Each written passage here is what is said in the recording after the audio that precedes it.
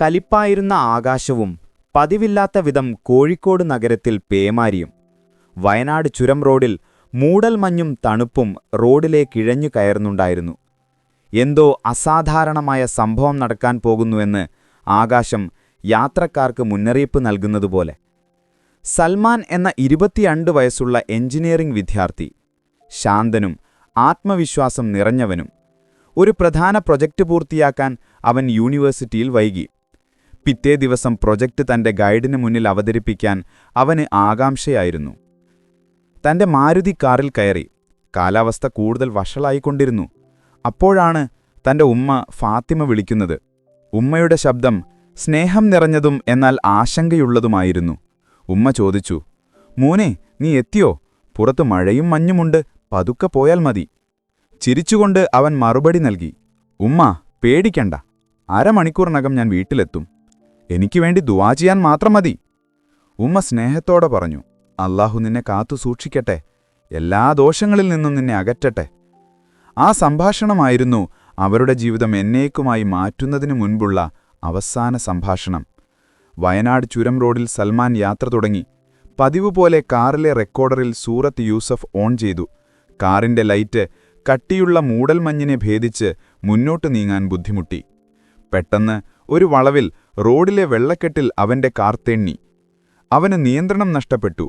Car വേഗത്തിൽ റോഡരികിലെ തടസ്സത്തിലിടിക്കുകയും താഴ്വരയിലേക്ക് മറിഞ്ഞു വീഴുകയും ചെയ്തു. ബോധം മറയുന്നതിനു മുൻപ് അവന്റെ മനസ്സിലൂടെ ഒരു ചിന്ത മാത്രം കടന്നുപോയി, "ഉമ്മ, എന്നോട് ക്ഷമിക്കണം." ആ സ്ഥലത്ത് മറ്റാരുമുണ്ടായിരുന്നില്ല. ഒരുപാട് സമയത്തിനു ശേഷം അതുവഴി വന്ന മറ്റൊരു കാറിന്റെ ഡ്രൈവർ അപകടം കണ്ടു. ഉടൻ തന്നെ ആംബുലൻസിനെയും ഫയർഫോഴ്സിനെയും വിളിച്ചു. രക്ഷാപ്രവർത്തകർ വേഗത്തിലെത്തി. കാർ പൂർണ്ണമായി തകർന്നിരുന്നു. പിൻസീറ്റിൽ സൽമാൻ കിടക്കുകയായിരുന്നു. അവൻ വളരെ ദുർബലമായി ശ്വാസമെടുക്കുന്നുണ്ടായിരുന്നു. അവനെ കോഴിക്കോട് മെഡിക്കൽ കോളേജിലെ അത്യാഹിത വിഭാഗത്തിലേക്ക് മാറ്റി. തലച്ചോറിന് ഗുരുതരമായ പരിക്കേറ്റതായി കണ്ടെത്തി. തലച്ചോറിലെ മർദ്ദം കുറയ്ക്കുന്നതിനായി അവനെ ഉടൻ തന്നെ കോമയിലേക്ക് മാറ്റി. ആ രാത്രി സൽമാന്റെ വീട്ടിൽ ആരും ഉറങ്ങിയില്ല. ഉമ്മ ഫാത്തിമ പതിവുപോലെ താക്കോൽ ശബ്ദത്തിനായി കാതോർത്തു. എന്നാൽ ആ രാത്രിയിൽ കനത്ത നിശബ്ദത മാത്രം. സമയം രാത്രി 1 മണിയോടടുത്ത് ഉമ്മ അവനെ വിളിച്ചു. മറുപടിയുണ്ടായില്ല. ഉമ്മയുടെ ഹൃദയം ഭയത്താൽ വേഗത്തിൽ മിടിക്കാൻ തുടങ്ങി. അവൾക്ക് നെഞ്ചിൽ ഒരു ഭാരം അനുഭവപ്പെട്ടു. അവൾ പതിയെ പറഞ്ഞു, "അല്ലാഹുവേ, എന്റെ സൽമാനെ ഞാൻ നിന്നെ ഏൽപ്പിക്കുന്നു. അവനെ സുരക്ഷിതനായി എന്റെ അടുത്തേക്ക് തിരികെ നൽകണേ." ആ നിമിഷം വീട്ടിലെ ലാൻഡ് ഫോൺ ശബ്ദിച്ചു. വിളിച്ചത് ആശുപത്രിയിൽ നിന്നായിരുന്നു. സൽമാൻ മകൻ രാഷിഡിന്റെ ഉമ്മയാണോ ഇത്? ഉമ്മ ഭയത്തോടെ ചോദിച്ചു. "അതെ, എന്റെ മോൻ എന്തുപറ്റി?" "നിങ്ങളുടെ മകനെ 1 മണിക്കൂർ മുൻപ് ഗുരുതരമായ അവസ്ഥയിൽ ഇവിടെ പ്രവേശിപ്പിച്ചു. അവനിപ്പോൾ തീവ്രപരിചരണ വിഭാഗത്തിലാണ്." ഒരു നിമിഷത്തേക്ക് സമയം നിശ്ചലമായി. ഉമ്മയുടെ കയ്യിൽ നിന്ന് ഫോൺ താഴെ വീണു. ഒറ്റ വാക്ക് മാത്രം അവൾ പറഞ്ഞു, "സൽമാൻ." കുടുംബം പരിഭ്രാന്തരായി കാറിൽ കയറി. അവർ ആശുപത്രിയിലെത്തി. ഒരു ഡോക്ടർ അവരെ കാത്തുനിന്നു. അദ്ദേഹം പറഞ്ഞു, "അൽഹംദുലില്ലാ, അവൻ ജീവനോടെയുണ്ട്. പക്ഷേ അവന്റെ നില ഗുരുതരമാണ്. തലച്ചോറിൽ കടുത്ത രക്തസ്രാവമുണ്ട്." വർഷങ്ങൾ കടന്നുപോയി. 5 വർഷങ്ങൾക്ക് ശേഷം ഒരു ദിവസം ഒരു യുവ ഡോക്ടർ ആ വിഭാഗത്തിലേക്ക് വന്നു. സൽമാന്റെ അവസ്ഥ കണ്ടപ്പോൾ അദ്ദേഹം ഉമ്മയുടെ മുന്നിൽ വെച്ച് അറിഞ്ഞുകൊണ്ടല്ലാതെ പറഞ്ഞു, "ഇങ്ങനെയുള്ള കേസുകൾ സാധാരണയായി തിരിച്ചു വരാറില്ല. ഇത് ചികിത്സാപരമായി അവസാനിച്ച കേസായിട്ടാണ് കണക്കാക്കപ്പെടുന്നത്." ഉമ്മ ഫാത്തിമ എഴുന്നേറ്റ് നിന്നു. ശക്തിയും ദൃഢതയുമുള്ള ശബ്ദത്തിൽ പറഞ്ഞു, "എന്റെ മോൻ തിരിച്ചുവരും. എന്റെ മോനെ അല്ലാഹു മാത്രമേ തിരിച്ചെടുക്കുകയുള്ളൂ." ഡോക്ടർക്ക് ലജ്ജ തോന്നി. പിന്നീട് അദ്ദേഹം ക്ഷമ ചോദിച്ചു. ഓരോ വർഷം കഴിയുമ്പോഴും ഉമ്മ ആ പ്രതീക്ഷയുടെ വർഷങ്ങൾ തന്റെ ഡയറിയിൽ രേഖപ്പെടുത്തി. 5 വർഷത്തിനു ശേഷവും അവരുടെ പ്രതീക്ഷയ്ക്ക് ഒരു കുറവും സംഭവിച്ചില്ല. 6-ാം വർഷം ചെറിയ സൂചനകൾ പ്രത്യക്ഷപ്പെടാൻ തുടങ്ങി. ഒരു ദിവസം നഴ്സ് അമല പതിവുപോലെ ഉമ്മയുടെ അടുത്ത് ചായയുമായി ഇരുന്നു. പെട്ടെന്ന് ഉമ്മ റോസ് വാട്ടറിൽ മുക്കിയ ഒരു പഞ്ഞുകൊണ്ട് അവന്റെ നെറ്റി തുടയ്ക്കുമ്പോൾ അവന്റെ ഇടത് കൺപോള ഒരു നിമിഷം ചലിച്ചു. അവൾ ഞെട്ടി. വേഗത്തിൽ നഴ്സ് അമലിയയുടെ അടുത്തേക്ക് പോയി. "അല്ലാഹുവാണ് സത്യം." അവന്റെ കൺപോള ചലിച്ചു. അമല വന്ന് കൃത്യമായി നിരീക്ഷിച്ചു. ന്യൂറോ റെസ്പോൺസ് പരിശോധിക്കാൻ ന്യൂറോ ടെക്നീഷ്യനെ വിളിച്ചു. പരിശോധനയിൽ ഉമ്മയുടെ ശബ്ദം കേട്ടപ്പോൾ ഇടത് കൺപോളയിൽ ചെറിയൊരു പ്രതികരണം രേഖപ്പെടുത്തി. ഇത് പൂർണ്ണബോധത്തിന്റെ സൂചനയായിരുന്നില്ലെങ്കിലും 5 വർഷത്തിനിടയിലെ ആദ്യത്തെ പോസിറ്റീവ് ന്യൂറോ പ്രതികരണമായിരുന്നു. ഡോക്ടർ വന്നു.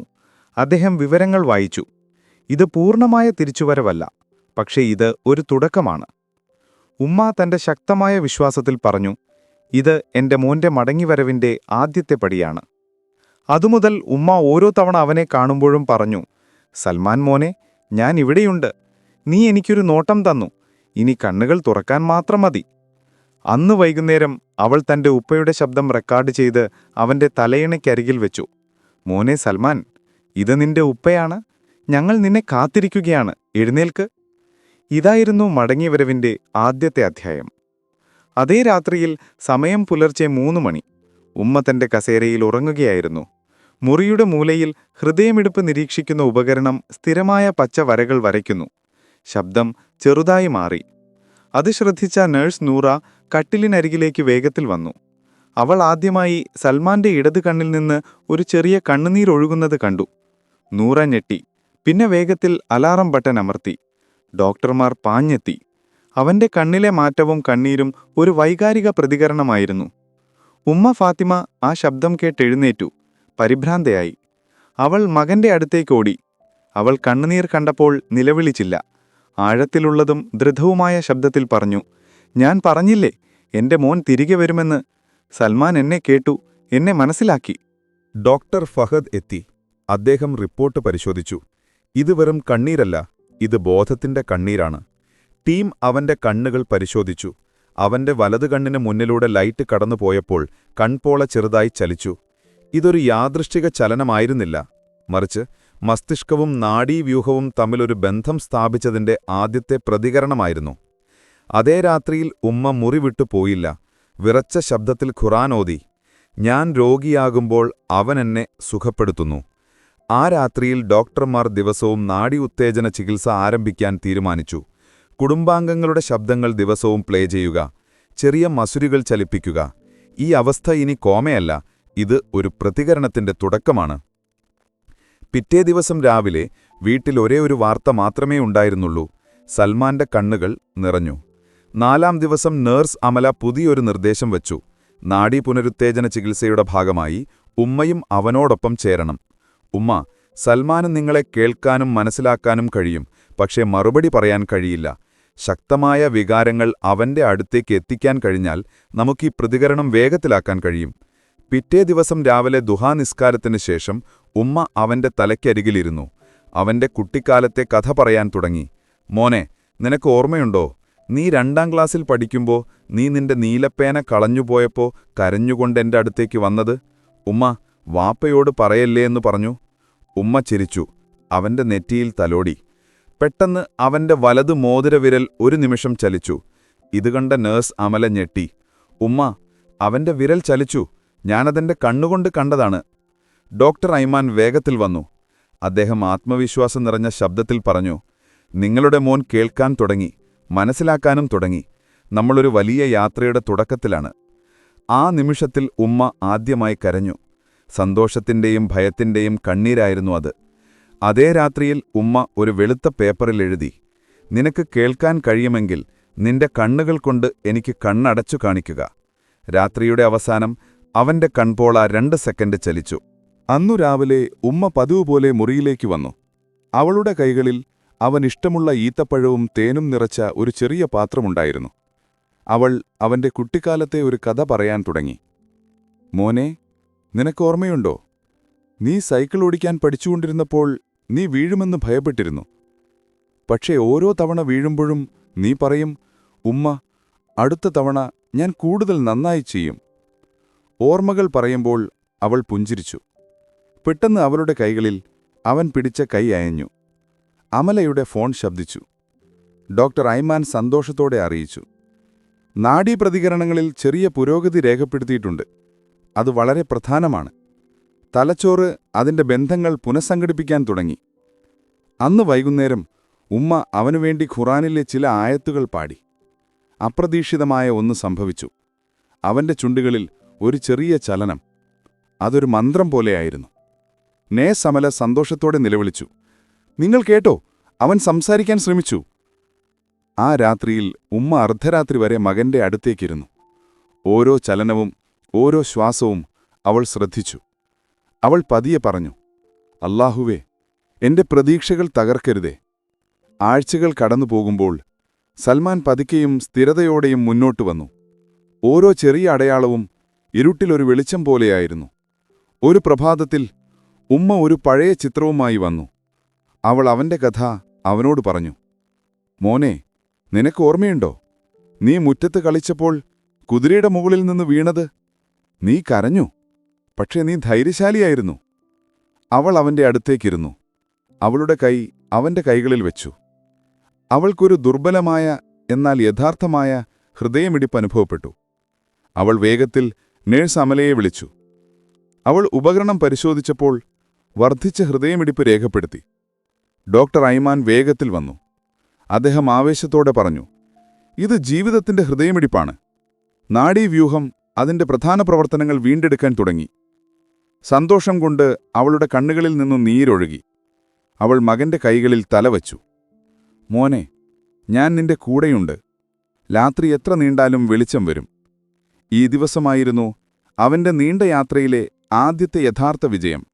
ജീവിതത്തിന്റെ ഹൃദയമിടിപ്പ് കണ്ട ശേഷം സൽമാന്റെ മുറിയിൽ പുതിയൊരു ജീവൻ വന്നു. അന്ന് രാവിലെ നേഴ്സ് അമല ചെറിയ ഫിസിയോതെറാപ്പി സെഷനുകൾ തുടങ്ങി. പെട്ടെന്ന് സൽമാന്റെ ചൂണ്ടുവിരൽ ചെറുതായി ചലിച്ചു. അത്രമാത്രം. പക്ഷേ അതെല്ലാവരെയും സന്തോഷിപ്പിക്കാൻ മതിയായിരുന്നു. ഉമ്മ കണ്ണീരോടെ പറഞ്ഞു, എന്റെ മോനെ, നീ ഞങ്ങളുടെ അടുത്തേക്ക് തിരികെ വരുന്നു. ഒരു രാവിലെ ഡോക്ടർ ഐമാൻ ഒരു ചെറിയ ഓഡിയോ റെക്കോർഡറുമായി വന്നു. നിങ്ങളുടെ ശബ്ദവും കുടുംബാംഗങ്ങളുടെ ശബ്ദവും ദിവസവും കേൾക്കുമ്പോൾ തലച്ചോറ് ശബ്ദങ്ങളുമായി പ്രതികരിച്ച് അതിന്റെ പ്രവർത്തനങ്ങൾ വീണ്ടെടുക്കാൻ തുടങ്ങും. ഉപകരണം ശബ്ദം പുറപ്പെടുവിച്ചു. 1 മണിക്കൂറിന് ശേഷം അപ്രതീക്ഷിതമായ ഒന്ന് സംഭവിച്ചു. സൽമാന്റെ കൺപോള ഒരു ചെറിയ സമയത്തേക്കുയർന്നു. അവൻ ചുറ്റുമുള്ള ശബ്ദങ്ങളോട് പ്രതികരിക്കുന്നതുപോലെ. നേഴ്സ് അമല വിളിച്ചു, ഡോക്ടർ, അവന്റെ കൺപോള ചലിച്ചു. ആഴ്ചകൾ കടന്നുപോയി. സൽമാന്റെ ശരീരത്തിലെ ശാന്തമായ തിരമാലകൾ കൂടുതൽ പതിവായ ഹൃദയമിടിപ്പുകളായി മാറി. ജീവിതം പതിയെ അവനിലേക്ക് തിരിച്ചുവരുന്നുണ്ടായിരുന്നു. ഒരു പ്രഭാതത്തിൽ ഉമ്മ ഒരു നോട്ടുബുക്കും പേനയുമായി വന്നു. സൽമാൻ മോനെ, ഞാനിതിൽ ഓരോ ചെറിയ കാര്യങ്ങളും ഓരോ വാക്കും ഓരോ ചലനവും ഞാനിതിൽ എഴുതിവെക്കും. അമ്മ എഴുതാൻ തുടങ്ങി. അവന്റെ ചുണ്ടുകളിൽ ചെറിയൊരു ചലനം ശ്രദ്ധിച്ചു. എന്തോ പറയാൻ ശ്രമിക്കുന്നതുപോലെ. അമല അടുത്തുവന്നു. ഒരു ചെറിയ പ്രതികരണമുണ്ടായി. ഇത് സംസാരത്തിന്റെ തുടക്കമാണ്. വൈകുന്നേരം ഫാഹദ് ഒരു വലിയ ഫുട്ബോളുമായി വന്നു. ഫാഹദ്, നീ എനിക്കൊരു സൂചന നൽകണം. ഒരു ചെറിയ ചലനമെങ്കിലും. നീ എന്നോടൊപ്പം ഉണ്ടെന്ന് പറയണം. പെട്ടെന്ന് ഫാഹദ് സംസാരിക്കുമ്പോൾ സൽമാന്റെ ശരീരം വിറച്ചു. അവന്റെ ഇടതുകണ്ണ് ചെറുതായി തുറന്നു. വർഷങ്ങൾക്ക് ശേഷം ആദ്യമായി അവനെ ആഴത്തിൽ നോക്കി. കുടുംബം നിശ്ചലമായി. പിന്നെ പതിയെ കൈയടിച്ചു. വൈകുന്നേരം ഉമ്മ സൂറത്ത് ഫാത്തിഹ ഓതുമ്പോൾ സൽമാൻ വീണ്ടും അവന്റെ ചുണ്ടുകൾ ചലിപ്പിച്ചു. ഇത്തവണ കൂടുതൽ വ്യക്തമായി. എന്റെ പ്രിയപ്പെട്ടവനെ, ഞാൻ നിന്നെ കേൾക്കുന്നുണ്ട്, നിർത്തരുത് എന്നവൾ മന്ത്രിച്ചു. മുറി കൂടുതൽ ഊഷ്മളമായിരുന്നു. ഉമ്മ ഒരു ചെറിയ മരപ്പെട്ടി കയ്യിൽ വെച്ച് മുറിയിലേക്ക് വന്നു. അതിൽ സൽമാന്റെ കുട്ടിക്കാലത്തെ വിലയേറിയ വസ്തുക്കളായിരുന്നു. മോനെ, നിനക്ക് ഈ ദിവസത്തെ ഓർമ്മയുണ്ടോ? നീ നിന്റെ കൂട്ടുകാരുമായി സന്തോഷത്തിലായിരുന്നു. അത് ഈദ് ദിവസമായിരുന്നു. അവൾ ഈ കാര്യങ്ങൾ പറയുമ്പോൾ സൽമാന്റെ വലതുകണ്ണ് പതിയെ ചലിച്ചു. ചിത്രങ്ങളിലേക്ക് നോക്കി. ആശയക്കുഴപ്പവും വാത്സല്യവും കലർന്നൊരു നോട്ടം. വൈകുന്നേരം ഫാഹദ് പഴയ പാട്ടുകൾ പ്ലേ ചെയ്തു. എല്ലാവരും സൽമാന്റെ കട്ടിലിനരികിലിരുന്ന് പഴയ കഥകൾ പറഞ്ഞു. അവർ ഒരുമിച്ച് പാട്ടുകൾ പാടി. പെട്ടെന്ന് ഒരു പാട്ട് പാടുമ്പോൾ സൽമാൻ പതിയെ കണ്ണുകൾ തുറന്നു. നേരെ ഫാഹദിന് നോക്കി. വർഷങ്ങളിലെ നിശബ്ദതയ്ക്ക് ശേഷം ഇത് ഒരാഴത്തിലുള്ള ബന്ധം പോലെയായിരുന്നു. ഒരു ശാന്തമായ പ്രഭാതത്തിൽ സൽമാന്റെ മുറിയടുത്തുള്ള ഇടനാഴികളിൽ നിന്നുള്ള പതിഞ്ഞ ശബ്ദങ്ങളാൽ നിറഞ്ഞു. ഉമ്മ മകന്റെ കട്ടിലിനരികിലിരുന്നു. മോനെ, നിനക്കോർമ്മയുണ്ടോ, നീ നിന്റെ വപ്പൂപ്പയുടെ തോട്ടത്തിൽ കളിച്ചപ്പോൾ?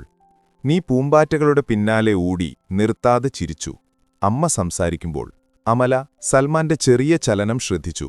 അവന്റെ ചുണ്ടുകളിൽ ചെറിയ വിറയൽ. ഒരു ശബ്ദം ആവർത്തിക്കാൻ ശ്രമിക്കുന്നതുപോലെ. അമല ശാന്തമായ ശബ്ദത്തിൽ സൽമാനെ പ്രോത്സാഹിപ്പിച്ചു. സൽമാൻ, നമ്മളെല്ലാവരും നിന്റെ കൂടെയുണ്ട്. നമുക്ക് നിന്റെ ശബ്ദം കേൾക്കണം. ഒരു ചെറിയ വാക്കാണെങ്കിൽ പോലും. പെട്ടെന്ന് സൽമാന്റെ ശരീരം വിറച്ചു. അവന്റെ കണ്ണുകൾ പൂർണ്ണമായി തുറന്നു. അവന്റെ ഉമ്മയെ നോക്കി. ആ നിമിഷം നിശ്ചലമായി. പതിയെയും ആവർത്തിച്ചും സൽമാന്റെ ചുണ്ടുകളിൽ നിന്ന് മങ്ങിയ ശബ്ദങ്ങൾ പുറത്തുവന്നു. അത് വാക്കുകളുടെ തുടക്കമായിരുന്നു. ഡോക്ടർ ഐമാൻ അത് നിരീക്ഷിച്ചു. ഇതാണ് സംസാരത്തിന്റെ തുടക്കം. ഇനി നമ്മൾ അവന്റെ സംസാരശേഷി ഉത്തേജിപ്പിക്കുന്നതിൽ ശ്രദ്ധിക്കണം. സംസാരശേഷിക്ക് വേണ്ടിയുള്ള ഫിസിയോതെറാപ്പി സെഷനുകൾ തുടങ്ങി. ദിവസങ്ങൾ കടന്നുപോകുമ്പോൾ സൽമാന്റെ ശബ്ദം കൂടുതൽ വ്യക്തമായി.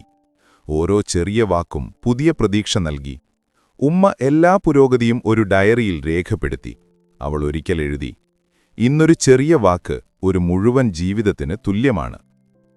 ഒരു മങ്ങിയ പ്രഭാതത്തിൽ ഡോക്ടർ ഐമാൻ പുതിയ ചികിത്സാ റിപ്പോർട്ടുകളുമായി മുറിയിലേക്ക് വന്നു.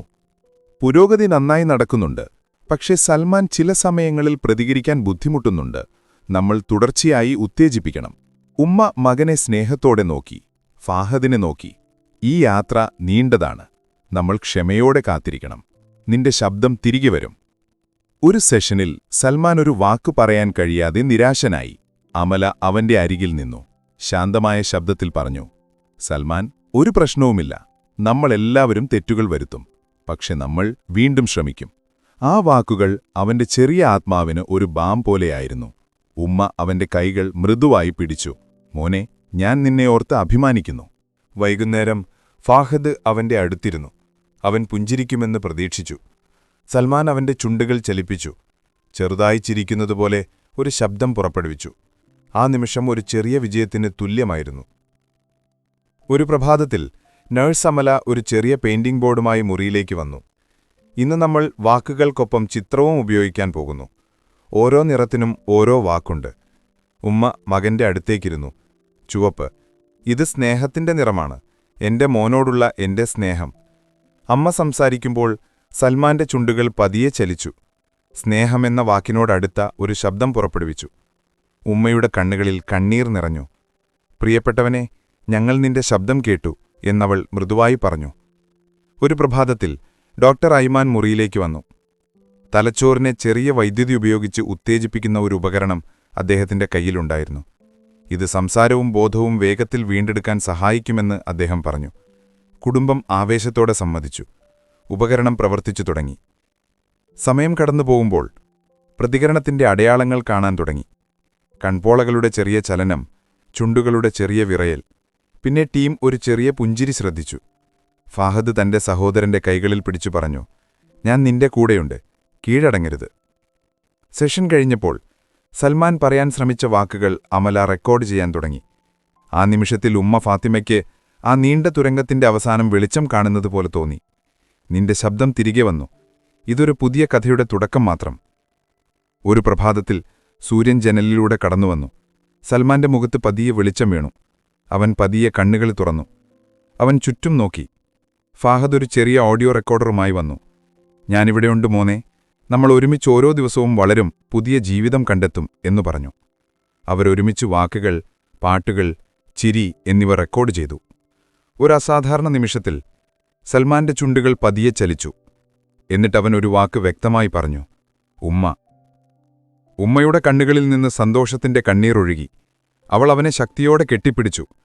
ആ നിമിഷത്തിൽ ഡോക്ടർ ഐമാൻ പറഞ്ഞു, ഈ വാക്കൊരു ശബ്ദം മാത്രമല്ല, ഇത് വേദനയുടെ മേലുള്ള വിജയമാണ്, യഥാർത്ഥ രോഗശാന്തിയിലേക്കുള്ള ഒരു പുതിയ യാത്രയുടെ തുടക്കമാണ് എന്ന്. കുടുംബം ഈ നിമിഷം ആഘോഷിക്കുമ്പോൾ യാത്ര അവസാനിച്ചിട്ടില്ലെന്ന് അവർ മനസ്സിലാക്കി. ഉമ്മ മകനെ നോക്കി പറഞ്ഞു, സൽമാൻ, എത്ര കാലമെടുത്താലും ഞങ്ങൾ നിന്നെ ഉപേക്ഷിക്കില്ല. ആ വാക്കുകൾക്കിടയിൽ സന്തോഷത്തിന്റെ കണ്ണീരിനും പുഞ്ചിരിക്കുമിടയിൽ ജീവിതത്തിന്റെ യാത്ര വീണ്ടും ആരംഭിച്ചു. ആദ്യത്തെ ശബ്ദം വേദനയുടെ അവസാനത്തിലേക്കുള്ള തുടക്കമായിരുന്നു. സ്നേഹത്തിന്റെയും ക്ഷമയുടെയും അവസാനിക്കാത്ത കഥയുടെ തുടക്കമായിരുന്നു.